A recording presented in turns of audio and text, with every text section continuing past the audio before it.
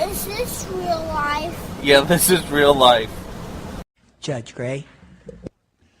Well, thank you. I guess I am the final presenter list formally on here, and I want to commend you, first of all, Mr. Chairman and Mr. Hagman, for inquiring in this. I want to commend you for your leadership in bringing up this really important topic.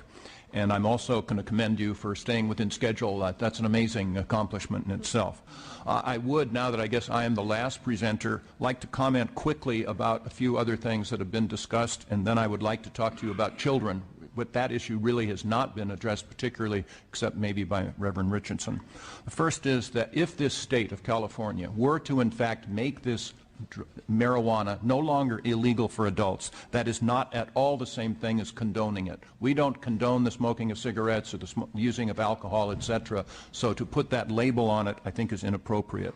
Number two, as I have an understanding that today, as we speak here in Sacramento, that there are thousands of people in prisons in the state of California today for doing nothing but smoking marijuana.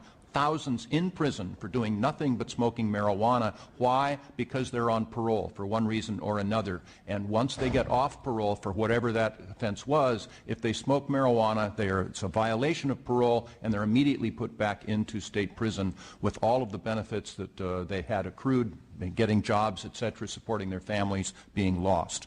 Another one is that the tougher we get with regard to marijuana prosecution, literally, from my experience as a judge, and I have seen this in Orange County forever, the softer we get with the prosecution of everything else. And that is something that we simply have so many resources, and if we're spending them in prosecutions of marijuana, we are not spending them for prosecutions of rape, homicide, etc.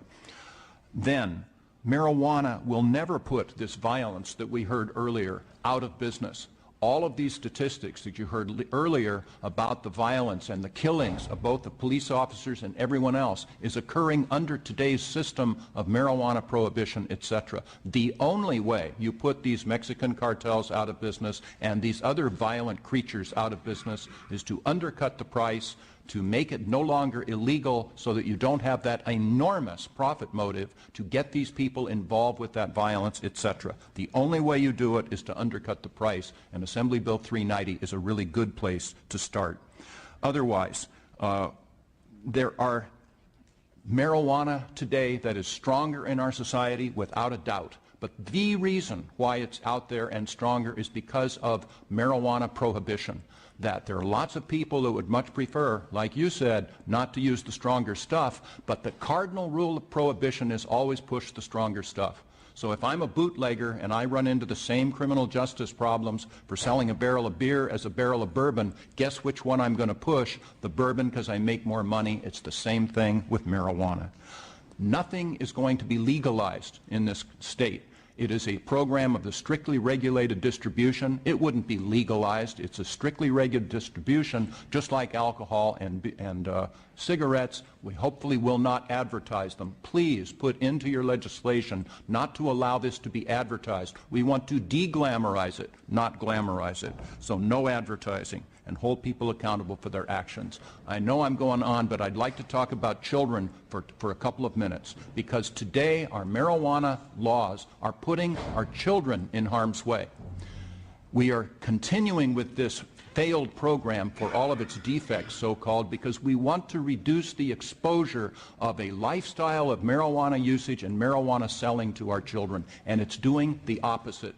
Today, it is easier for our young people to get marijuana than it is alcohol. And if you don't want to listen to me, ask any teenagers you can find. They will tell you that because of alcohol prohibition, marijuana prohibition. And Reverend Richardson kind of stole one of my lines, because it's true, because the illegal dealers do not ask for ID. So let's make it less available for children by regulating and controlling it. Number two, adult drug dealers will recruit children to sell drugs. They will recruit them into their own drug distribution system.